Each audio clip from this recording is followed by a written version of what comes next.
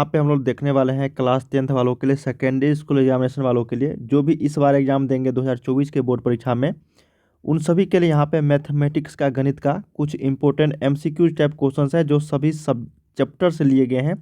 जितने भी आप लोगों के बुक में मैथ के, गणित के चैप्टर है, उनसे इंपॉर्टेंट चुन चुन के क्वेश्चंस यहाँ पे सिलेक्ट किया गया है। ठीक है, और ये सारे क्वेश्चंस आप सभी को एग्जाम्स में हूबहू कई सारे प्रश्न यहाँ से देखने को मिलेंगे, तो वीडियो को अंत तक सभी देखना। वीडियो यहाँ पे आपको बता दूं, इस एग्जाम्स में आप लोगों को 100 ऑब्जेक्टिव रहेंगे, जिसमें से आपको 50 का ही जवाब देना है। 30 आपका लघु उत्तरीय प्रश्न रहेंगे, शॉर्ट टाइप क्वेश्चन, जिसमें से 15 का जवाब देना है। 8 आपका दीर्घ उत्तरीय लॉन्ग टाइप क्वेश्चन रहेंगे, 4 का जवाब देना है। ठीक है, पूर्णांक रहेंगे 100 मार्क्स का। समय आप लोग को दिए जाएंगे 3 घंटे 15 मिनट का। ठीक है, और ये सारे क्वेश्चंस आप सभी को बिहार बोर्ड के द्वारा जारी ऑफिशियल पैटर्न पे है, जो लगातार कई वर्षों से पूछा जाता आ रहा है। चलिए हम लोग एक एक प्रश्न को देखते हैं, और ये वेबसाइट है हमारा, इस चैनल का ऑफिशियल वेबसाइट है, जाके आप लोग जरूर प्रैक्टिस सेट करना। लिंक आपको वीडियो के डिस्क्रिप्शन में जो है दे दूंगा। ठीक है, चलिए यहाँ पे पहला क्वेश्चन हम लोग, पहला प्रश्न हमारे पास है कि यदि कोई द्विघात समीकरण दिया गया हो तो उनके मूलों का योगफल क्या होंगे। यही प्रश्न हमारे पास। जब भी किसी द्विघात समीकरण का इक्वेशन दिया गया हो, द्विघात समीकरण का, तो उनके मूलों का जो योगफल निकालने का जो सूत्र होता है, आपको पता होगा ये चीज़। अगर कोई मान लेते हैं x square plus b x plus c बराबर 0, ये द्विघात समीकरण का व्यापक फॉर्म है, व्यापक रूप। ठीक है, व्यापक रूप, जिसको हम लोग मानक रूप भी बोलते हैं। इसमें अगर मूलों का योगफल, मतलब अगर मान लेते हैं अल्फा और बीटा मूल है, तो यहाँ से अल्फा प्लस बीटा मतलब मूलों का जो योगफल हो जाता है वो माइनस बी अपॉन ए होता है। और इसी में अगर पूछ दिया जाता है मूलों का गुणनफल अल्फा इंटू बीटा, तो ये सी बाय ए हो जाता है। ठीक है, तो देख लेते हैं मूलों का योगफल हम लोगों से पूछा गया था किस ऑप्शंस में है, माइनस बी अपॉन ए, ये ऑप्शंस में है। और इस इक्वेशन से हम लोग क्या किया, इसको मान बैठाए हैं। ठीक है, इसी के जगह पे आप लोगों को कोई और इक्वेशन दिया जाता, तो इसी वाले फॉर्मेट में हमको व्यापक रूप में उसको एक बार लिखना पड़ता, उसके बाद हम लोग मूलों का योगफल और गुणनफल निकाल पाते। सेकेंड नंबर है कि a square q square x square minus p square बराबर 0 के मूल क्या होंगे। ठीक है, मूल निकालने के लिए आप लोगों को क्या करना पड़ेगा, यहाँ से देख लेते हैं हम लोग। मूल यहाँ पे ये एक्स का वैल्यू निकालनी है हम लोगों को, तो ए स्क्वायर क्यू स्क्वायर, ठीक है, और एक्स स्क्वायर, ये माइनस पी स्क्वायर का इस साइड लेकर जाएंगे तो प्लस पी स्क्वायर हो जाएगा। यहाँ से एक्स स्क्वायर रखेंगे, पी स्क्वायर बट्टा में ये हो जाएगा आपका ए स्क्वायर अपॉन क्यू स्क्वायर होगा। यहाँ से x का वैल्यू निकालेंगे हम लोग, तो ये हो जाएगा यहाँ पे प्लस माइनस रूट अंडर में पी स्क्वायर अपॉन ए स्क्वायर क्यू स्क्वायर। ठीक है, तो यहाँ से अगर हम लोग रूट को हटाएंगे, स्क्वायर को हटाएंगे, तो बचेगा प्लस माइनस पी अपॉन ए क्यू।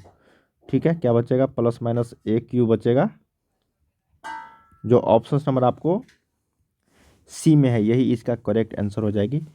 चलिए थर्ड नंबर प्रश्न हम देखते हैं कि एक गोले के संपूर्ण पृष्ठ क्षेत्रफल क्या होता है।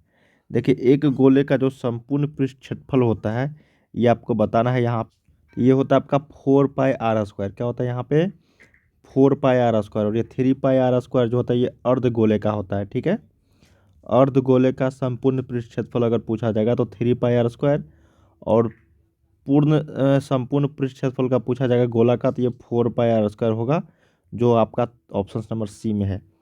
नेक्स्ट हमारे पास कि निम्नलिखित में से कौन सी अभाज्य संख्या है। तो अभाज्य संख्या की अगर बात करें हम लोग, उस संख्या को अभाज्य संख्या बोलते हैं जिसका केवल और केवल 2 गुणनखंड हो, स्वयं और एक संख्या। ठीक है, एक और स्वयं संख्या से। जैसे यहाँ पे 6 है, तो ये आपका 1 2 3 से कटेगा, मतलब 2 से ज़्यादा हो जाता है। और 3 भी, 9 भी आपको 1 से कटेगा, 3 से कटेगा, 9 से कटेगा। 15 भी आपको क्या 1 से कटेगा, 3 से कटेगा, 5 से कटेगा, 15 से। 11 जो है ये केवल और केवल 1 और 11 से कटेगा। ठीक है, तो केवल और केवल 2 जिसकी गुणनखंड होती है उसको हम लोग प्राइम नंबर अभाज्य संख्या बोलते हैं। तो 4 का यहाँ पे डी 11 हो जाएगा। जैसे एक उदाहरण देता हूँ, 2 3 5 7 11 13 17 19, ये सारे क्या है आपका इसी तरीके से अभाज्य संख्या है सारे। नेक्स्ट है, किसी बाह्य बिंदु से वृत्त पर अधिकतम स्पर्श रेखाएं खींची जा सकती है कितनी। देखिए यहाँ पे केवल और केवल बोल दिया है, मान लेते हैं ये कोई वृत्त है और यहाँ पे कोई बिंदु है P। यहाँ से हम लोग किसी बाह्य बिंदु से वृत्त पर कितने स्पर्श रेखाएं खींच सकते हैं। ठीक है, तो इस बी बिंदु से हम लोग एक रेखा इस तरीके से और एक रेखा है इस तरीके से, किसी बाह्य बिंदु से कितनी स्पर्श रेखाएं खींच सकते हैं हम लोग, तो केवल और केवल 2 स्पर्श रेखाएं खींची जा सकती है, ठीक है ना। तो इसको याद रखना है 5 का ए। 6 नंबर हमारे पास है प्रश्न की बिंदु है कोई ए 2, -4 और बी 4, -2 को मिलाने वाली रेखाखंड का मध्य बिंदु क्या है। तो जब भी मध्य बिंदु आप लोगों से पूछा जाएगा ना, तो ए और बी यहाँ पे दिया गया है। यहाँ पे 2, -4 है इसका निर्देशांक, और ये है आपका 4, -2। चलिए हम इसको सी मान लेते हैं, मध्य बिंदु है। तो सी का निर्देशांक एक्स निकालेंगे और वाई निकालेंगे। तो एक्स का एक्स टर्म से जो 2+4/2।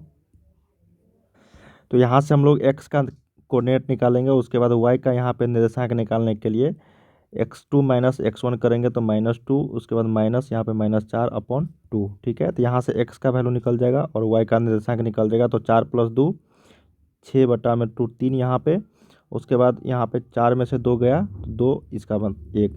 तो 3,1 जो है ये सी का निर्देशांक हो गया। तो इसी का मध्य बिंदु पूछा गया था हम लोगों से, ठीक है। तो यहाँ पे थोड़ा सा मिस्टेक हो गई थी, यहाँ पे जोड़ना था, ठीक है ना, x1 + x2 और y1 + y2।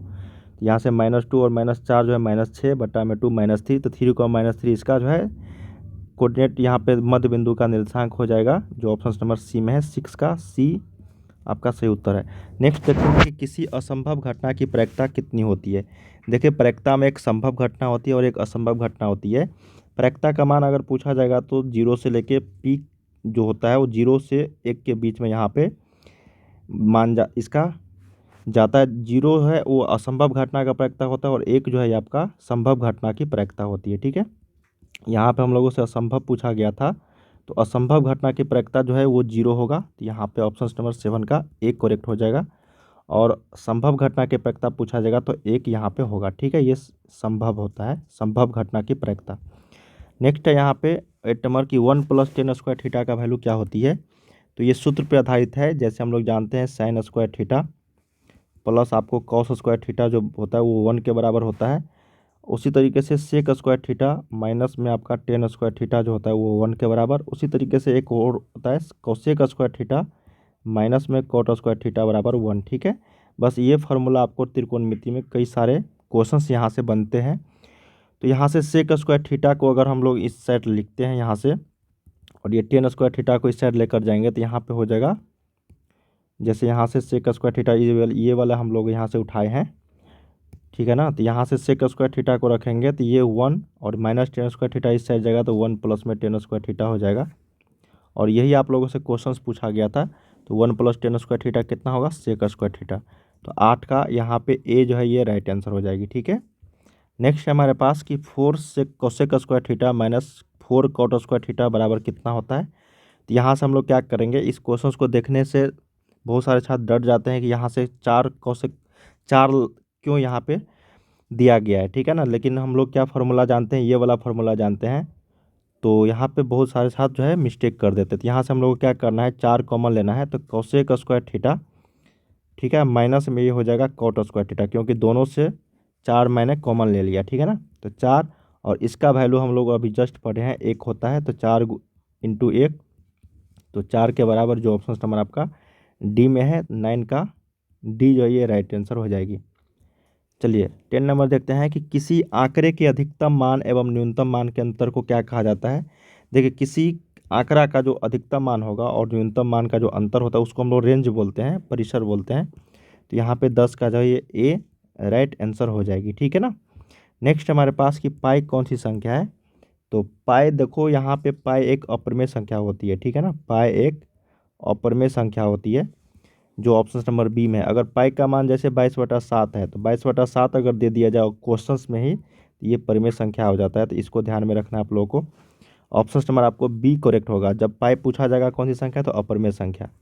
नेक्स्ट हमारे पास कि निम्नलिखित में से कौन सी अभाज्य संख्या है। तो अभाज्य संख्या है, अभी जस्ट हम लोगों ने पढ़ा है कि ऐसी संख्या को बोलते हैं जिसका केवल और केवल 2 गुणनखंड हो। जैसे मैं उदाहरण मैंने आपको बताया था 2, 3, 5, 7, 11, 13, इसी तरीके से आपका ये इन्फिनिट तक जाता है। तो कौन सी अभाज्य संख्या है यहाँ पे, तो ये आपका 7 हो जाएगा, जिसका केवल और केवल 2 ही गुणनखंड है, ठीक है ना। जैसे यहाँ पे 15 का 1, 3, 5 इस तरीके से 4 गुणनखंड था इसका। उसी तरीके से 10 और 9 का भी 2 से ज़्यादा गुणनखंड होती है। तो इसीलिए ये सारे अभाज्य संख्या नहीं है, ये सारे भाज्य संख्या होते हैं। 7 इसमें से जितनी भी संख्या मैंने वो आपको एग्जांपल दिए सारे के सारे अभाज्य संख्या प्राइम नंबर बोलते हैं उसको। नेक्स्ट है द्विघात बहुपद का शून्यक कितना होगा। बहुत ही सिंपल है ये प्रश्न। शून्यक निकालने के लिए या तो आप ऑप्शन विधि से भी बता सकते हो। एक्स का वैल्यू रखेंगे, इसका मान 0 के बराबर आएगा, वही इसका गुणनखंड कहलाएगा, या फिर द्विघात बहुपद का शून्यक होगा वो, ठीक है। या फिर आप गुणनखंड विधि से निकाल सकते हो, x square minus 5x plus 6 बराबर 0, ठीक है ना। हम लोग क्या करते हैं, इस दोनों को मल्टीप्लाई करते हैं तो ये 6x² हो जाएगा, और बीच वाला जो -5x है इसको 2 टर्म में लिखते हैं ताकि जोड़ या फिर घटाने के बाद -5x भी आ जाए और मल्टीप्लिकेशन के बाद 6x² भी आ जाए, ठीक है। तो हम लोग देख रहे हैं यहाँ पे -3x एक -2x यहाँ पे जो है संख्या लेते हैं, तो माइनस जोड़ने के बाद -5x आ रहा है और मल्टीप्लिकेशन के बाद ये 6x² प्लस में आ जा रहा है, ठीक है। तो हम लोग का यहाँ पे काम हो गया, x² -3x -2x प्लस 6 बराबर 0। तो यहाँ से हम लोग x कॉमन लेंगे तो x -3 -2 कॉमन लेंगे तो x -3, ठीक है। तो यहाँ से हो गया आपका x -2 और x -3 हो गया। एक बार क्या करेंगे, x -2 बराबर 0 करेंगे, यहाँ से x का वैल्यू 2 आ गया, और एक बार क्या करेंगे हम लोग x -3 बराबर 0 करेंगे, यहाँ से x का मान 3 आ गया, तो x का वैल्यू जो है 2 आ गया, 2,3। जो ऑप्शन नंबर आपको डी में है यही करेक्ट होगा, ठीक है ना। 13 का डी यहाँ पे राइट आंसर हो जाएगी। और ये क्वेश्चन जो है काफ़ी बार पूछे जाते रहे हैं द्विघात बहुपद द्विघात समीकरण पर आधारित, तो आपको इसी तरीके से बनाने हैं। नेक्स्ट है यहाँ पे 14 नंबर की द्विघात बहुपद कोई दिया गया यहाँ पे कि शून्यक अल्फा और बीटा है, तो 1 में अल्फा प्लस 1 बीटा का मान क्या होगा। ये भी काफ़ी सिंपल होते हैं, जैसे x² माइनस x प्लस 1 बराबर 0 है और अल्फ़ा और बीटा इसका शून्यक है, ठीक है। तो अल्फ़ा प्लस बीटा यहाँ पे होता है -b/a, अल्फ़ा इंटू बीटा होता है यहाँ पे c/a, ठीक है ना। यहाँ से हम लोग क्या करेंगे, अल्फ़ा प्लस बीटा का मान हम लोगों से पूछा क्या गया है 1 में अल्फ़ा प्लस 1 में बीटा, तो यहाँ से हम लोग इसका थोड़ा सा कैलकुलेशन करेंगे तो अल्फ़ा इंटू बीटा इसका एलसीएम आ जाएगा। अल्फ़ा से अल्फ़ा गया, बीटा प्लस अल्फ़ा, यहाँ से -b/a बटा में c/a, तो a से a गया तो -b/c इसका मान हो जाएगा, ठीक है ना। और इस इक्वेशन पे हम लोगों को क्या करना है, मान बैठाना है, तो -b तो -1 और c के जगह पे 1 है, इसका वैल्यू जो है 1 के बराबर होगा, जो ऑप्शन नंबर आपको बी में है, ठीक है। तो हम लोगों ने यहाँ पे कई सारे क्वेश्चंस देखे हैं जो आप सभी के एग्जाम्स के लिए काफ़ी इंपॉर्टेंट था। इसके आगे क्वेश्चंस और आने वाले वीडियोज में मैं आपको काफ़ी अच्छे तरीके से और बताऊंगा। और जितने भी क्वेश्चंस मैं आपको लेकर और ये सारे के सारे बिहार बोर्ड के द्वारा जारी क्वेश्चंस पेपर है प्रीवियस ईयर्स के, और लगातार पूछे जाते रहे हैं, तो यहाँ से भी कई सारे क्वेश्चंस आप सभी को एग्जाम्स में देखने को मिलेंगे। तो चलिए मिलते हैं हम लोग अगले वीडियोज में, तब तक के लिए आप लोग पढ़ाई करते हैं। और ये वेबसाइट है, वेबसाइट पर जाके आप लोग प्रैक्टिस सेट जरूर करना, लिंक आपको वीडियो के डिस्क्रिप्शन में है दे दिया गया है।